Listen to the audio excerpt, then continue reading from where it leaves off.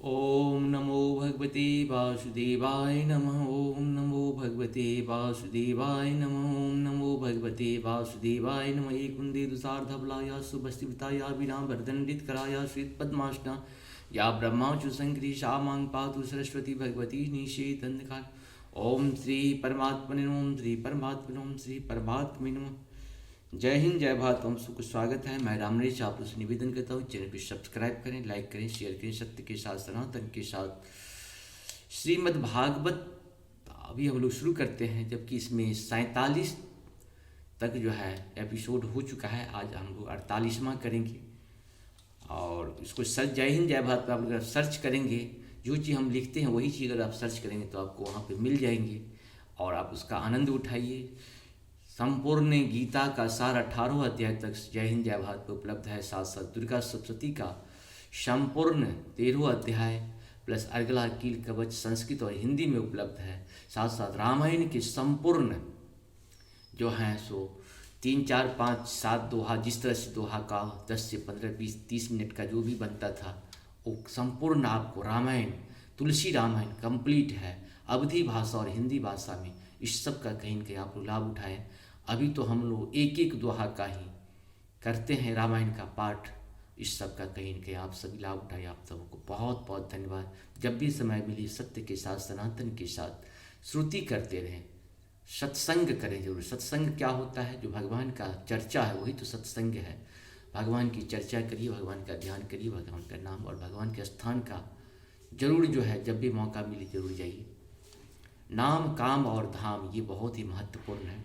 आज हम लोग शुरू करते हैं। श्री सुखदेव जी कहते हैं, लोक पितामह ब्रह्मा जी को इस प्रकार उपदेश देकर अजन्मा भगवान ने उनको उनके देखते ही देखते अपने उस रूप को छिपा लिया। जब सर्वभूत स्वरूप ब्रह्मा जी ने देखा कि भगवान ने अपने इंद्रिय गोचर स्वरूप को हमारे नेत्रों के सामने से हटा लिया है, तब उन्होंने अंजलि बांधकर उन्हें प्रणाम किया और पहले कल्प में जैसी सृष्टि थी उसी रूप में इस विश्व की रचना की। एक बार धर्मपति प्रजापति ब्रह्मा जी ने सारी जनता का कल्याण हो अपने इस स्वार्थ की पूर्ति के लिए विधि पूर्वक यम नियमों को धारण किया। उस समय उनके पुत्रों में सबसे अधिक प्रिय परम भक्त देवर्षि नारद जी ने मायापति भगवान की माया का तत्व जानने की इच्छा से बड़े संयम, विनय और सौम्यता से अनुगत होकर उनकी सेवा की और उन्होंने सेवा से ब्रह्मा जी को बहुत ही संतुष्ट कर लिया। परीक्षित, जब महर्षि नारद ने देखा कि मेरे लोक पितामह पिताजी मुझ पर प्रसन्न हैं, तब उन्होंने उससे यही प्रश्न किया जो तुम मुझसे कर रहे हो। उनके प्रश्न से ब्रह्मा जी और भी प्रसन्न हुए। फिर उन्होंने यह 10 लक्षण वाला भागवत पुराण अपने पुत्र नारद को सुनाया, जिसका स्वयं भगवान ने उन्हें उपदेश किया था। परीक्षित, जिस समय मेरे परमेश्वर परम तेजस्वी पिता सरस्वती जी के तट पर बैठकर परमात्मा के ध्यान में मग्न थे, उस समय महर्षि नारद जी ने वही भागवत उन्हें सुनाया। तुमने मुझसे जो यह प्रश्न किया है कि विराट पुरुष से इस जगत की उत्पत्ति कैसे हुई, तथा दूसरे भी जो बहुत से प्रश्न किए हैं, उन सब का उत्तर मैं उसी भागवत पुराण के रूप में देता हूँ। 10वां अध्याय है भागवत के 10 लक्षण। भागवत के 10 जो लक्षण हैं उसके बारे में आज हम सुनेंगे। श्री सुखदेव जी कहते हैं, परीक्षित, इस भागवत पुराण में सर्ग, विसर्ग, स्थान, पोषण, उति, मनवंतर ईशानु कथा, निरोध, मुक्ति और आश्रम, इन 10 विषयों का वर्णन है। इनमें से जो 10वां आश्रय तत्व है उसी का ठीक ठीक निश्चय करने के लिए कहीं कहीं श्रुति से, कहीं तात्पर्य से और कहीं दोनों के अनुकूल अनुभव से महात्माओं ने अन्य 9 विषयों का बड़ी सुगम रीति से वर्णन किया है। ईश्वर की प्रेरणा से गुणों में क्षोभ होकर रूपांतरण होने से जो आकाश आदि पंच भूत शब्दादि तन्मात्राएं, इंद्रियां, अहंकार और महत्व की उत्पत्ति होती है उसको सर्ग कहते हैं। उस विराट पुरुष से उत्पन्न ब्रह्मा जी के द्वारा जो विभिन्न चराचर सृष्टि का निर्माण किया है उसका नाम है विसर्ग।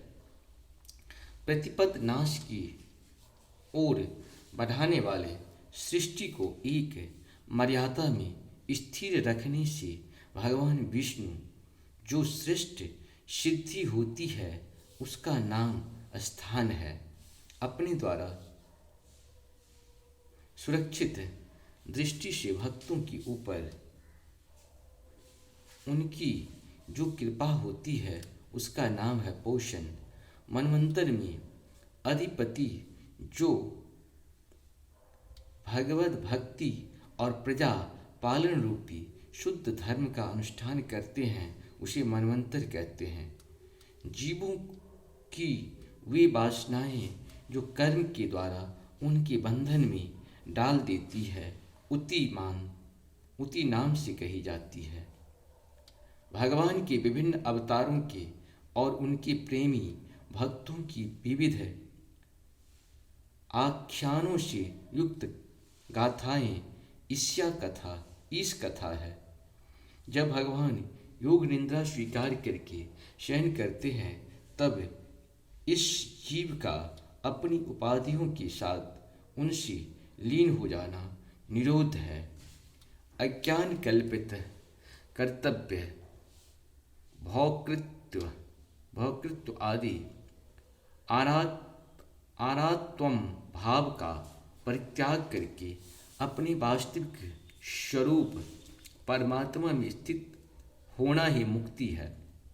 परीक्षित, इस चराचर जगत की उत्पत्ति और प्रलय जिस तत्व से प्रकाशित होते हैं वह परम ब्रह्म ही आश्रय है। शास्त्रों में उसी को परमात्मा कहा गया है। जो नेत्र आदि इंद्रियों का अभिमानी दृष्टा जीव है वही इंद्रियों के अधिष्ठात्री देवता सूर्य आदि के रूप में भी है। और जो नेत्र गोलक आदि से युक्त दृष्टि देह है वही उस दोनों को अलग अलग करता है। इन तीनों में यदि एक का भी अभाव हो जाए तो दूसरा दो का उपलब्धि नहीं हो सकती। अतः जो इन तीनों को जानता है वह परमात्मा ही सबका अधिष्ठान आश्रय तत्व है। उसका आश्रय वह स्वयं ही है, दूसरा कोई नहीं। जब पूर्वोक्त विराट पुरुष ब्रह्मांड को फोड़कर निकला तब वह अपने रहने का स्थान ढूंढने लगा और स्थान की इच्छा से उस शुद्ध संकल्प पुरुष ने अत्यंत पवित्र जल की सृष्टि की। विराट पुरुष रूप नर से उत्पन्न होने के कारण ही जल का नाम नार पड़ा और उस अपने उत्पन्न किए हुए नार में वह पुरुष 1000 वर्ष तक रहा। उसी से उसका नाम नारायण हुआ। उन नारायण भगवान की कृपा से ही द्रव्य, कर्म, काल, स्वभाव और जीव आदि की सत्ता है। उनकी अपेक्षा कर देने पर और किसी का अस्तित्व नहीं रहता। उनकी उपेक्षा कर देने पर किसी का अस्तित्व नहीं रहता। उन अद्वितीय भगवान नारायण ने योग निंद्रा से जगकर अनेक होने की इच्छा की। तब अपनी माया से उन्होंने अखिल ब्रह्मांड की बीज स्वरूप अपने स्वर्णमय वीर्य को 3 भागों में विभक्त कर दिया। आदिदैव, आध्यात्म और अधिभूत। परीक्षित, विराट पुरुष एक ही वीर्य 3 भाग में कैसे विभक्त हुआ, सो सुनो। विराट पुरुष के हिलने डोलने पर उनके शरीर में रहने वाले आकाश से इंद्रिय बल, मनोबल और शरीर बल की उत्पत्ति हुई। उनसे इन सब का राजा प्राण उत्पन्न हुआ।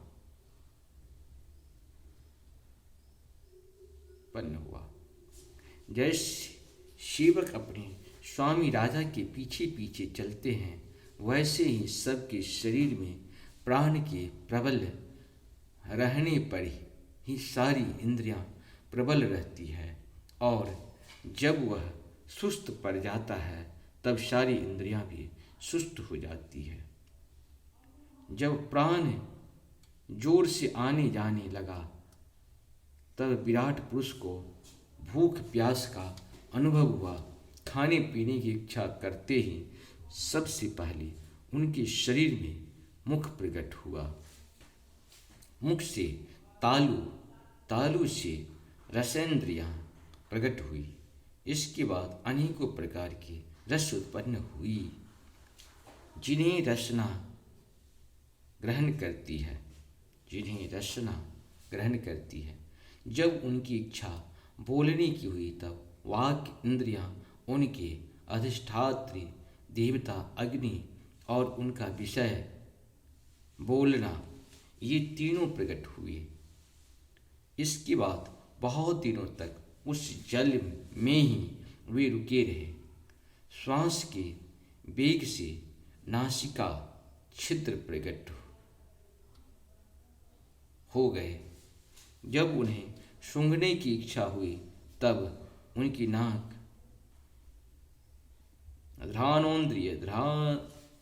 घ्राणेन्द्रिय आकर बैठ गया और उसके देवता गंध को फैलाने वाले वायुदेव प्रकट हुए।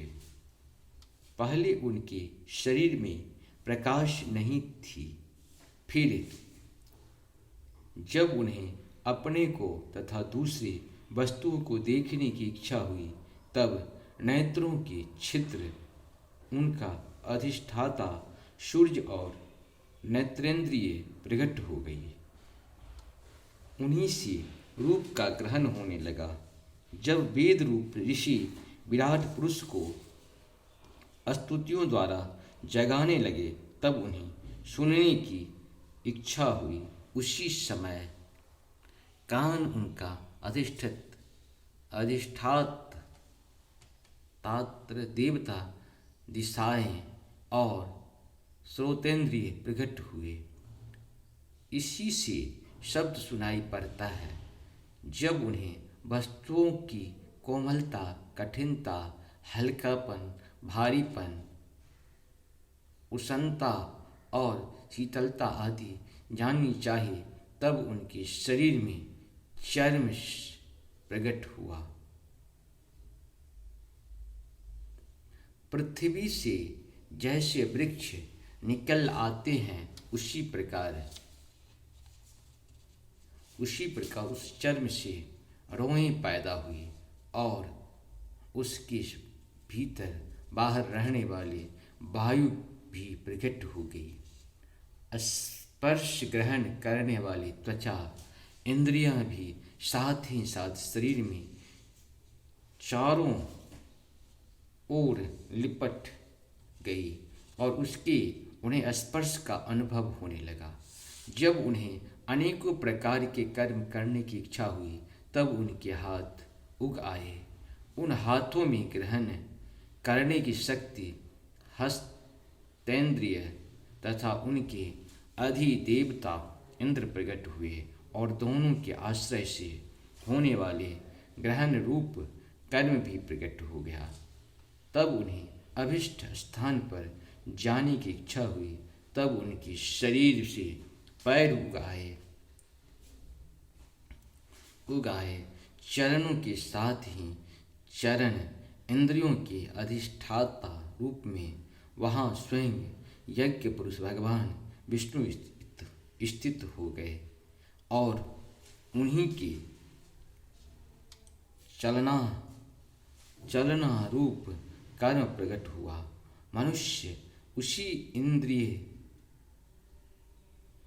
इसी चनेन्द्रिय से चलकर यज्ञ सामग्री एकत्र करते हैं। संतान रति और स्वर्ग भोग की कामना होने पर विराट पुरुष के शरीर में लिंग की उत्पत्ति हुई। उसमें उपेंद्रिय, उपस्थेंद्रिय और प्रजापति देवता तथा इन दोनों के आश्रय रहने वाले काम सुख का आविर्भाव हुआ। जब उन्हें मल त्याग की इच्छा हुई तब गुरुदाह द्वार प्रकट हुआ। तत्पश्चात उसमें वायु इंद्रिय और मित्र देवता उत्पन्न हुए। इन्हीं दोनों के द्वारा मल त्याग की क्रिया उत्पन्न होती है।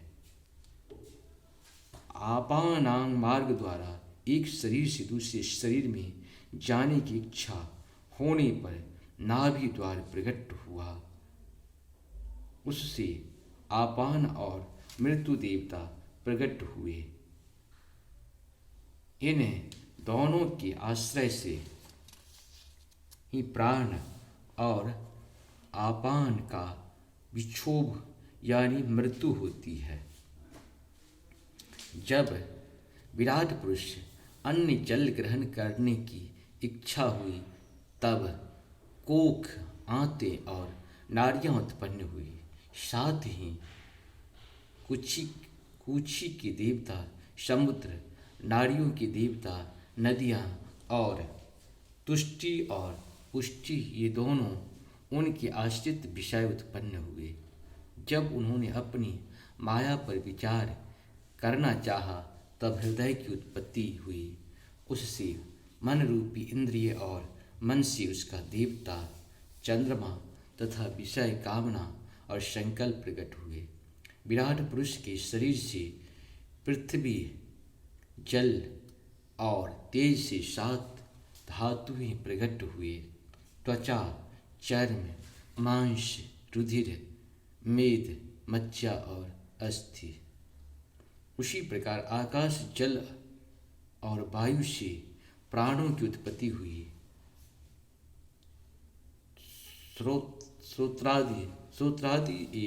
श्रोत्रादि सब इंद्रियां शब्दादि विषयों को ग्रहण करने वाली है।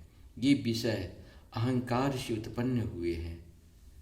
मन सब विकारों का उत्पत्ति स्थान है और बुद्धि समस्त पदार्थों का बोध कराने वाला है। मैंने भगवान के इस स्थूल रूप का वर्णन तुम्हें सुनाया है। यह बाहर की ओर से पृथ्वी, जल, तेज, वायु, आकाश, अहंकार, महत्व और प्रकृति इन 8 आवरणों से घिरा हुआ है। इससे परे भगवान का अत्यंत सूक्ष्म रूप है। वह अव्यक्त, निर्विशेष, आदि, मध्य और अंत में रहित एवं नित्य है। वाणी और मन की वहाँ तक पहुँच नहीं है। मैंने तुम्हें भगवान के स्थूल और सूक्ष्म, व्यक्त और अव्यक्त जिन दोनों रूपों का वर्णन सुनाया है, ये दोनों ही भगवान की माया के द्वारा रचित है।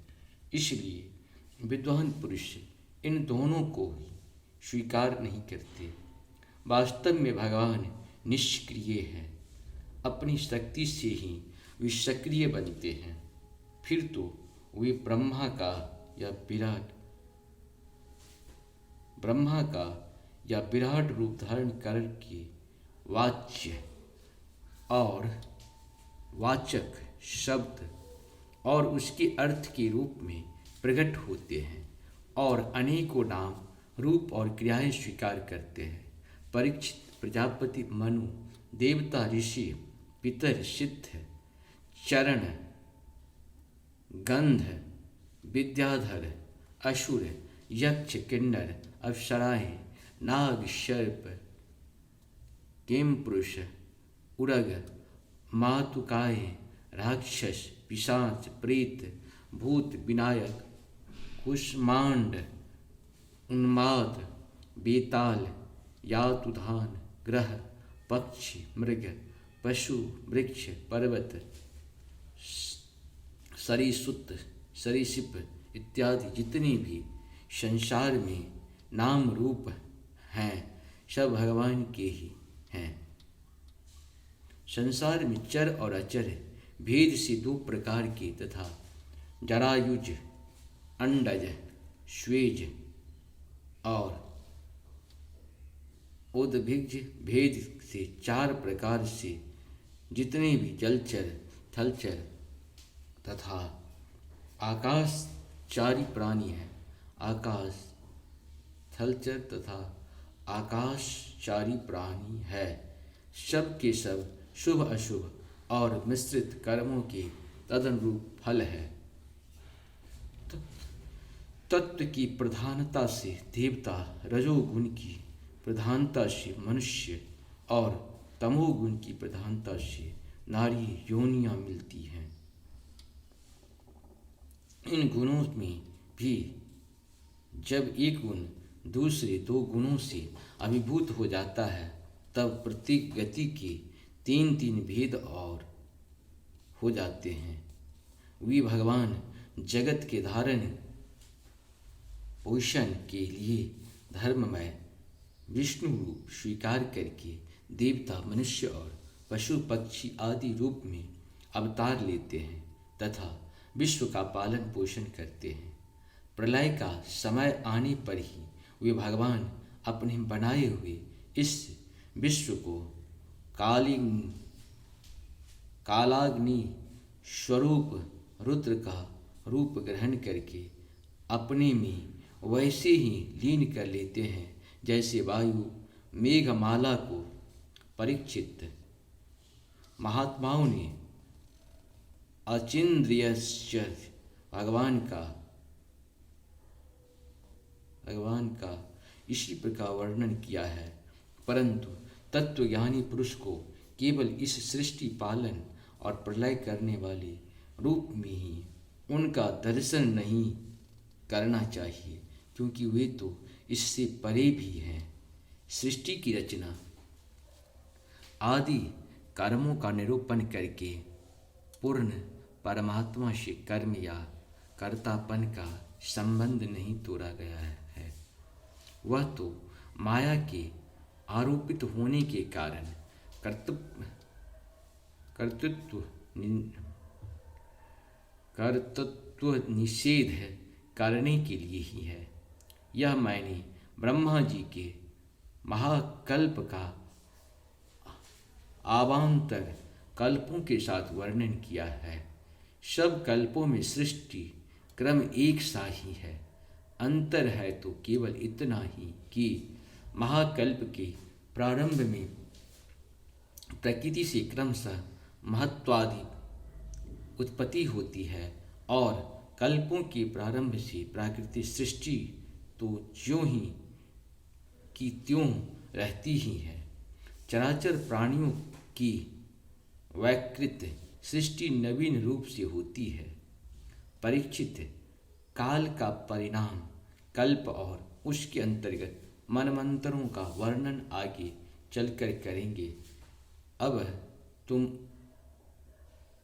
पाद्य कल्प का वर्णन सावधान होकर सुनो। शौनक जी ने पूछा, सूत जी, आपने हम लोगों से कहा था कि भगवान के परम भक्त विदुर जी ने अपने अति दुस्तज्य कुटुंबियों को भी छोड़कर पृथ्वी के विभिन्न तीर्थों में विचरण किया था। उस यात्रा में मैत्रेय ऋषि के साथ आध्यात्म के संबंध में उनकी बातचीत कहाँ हुई तथा मैत्रेय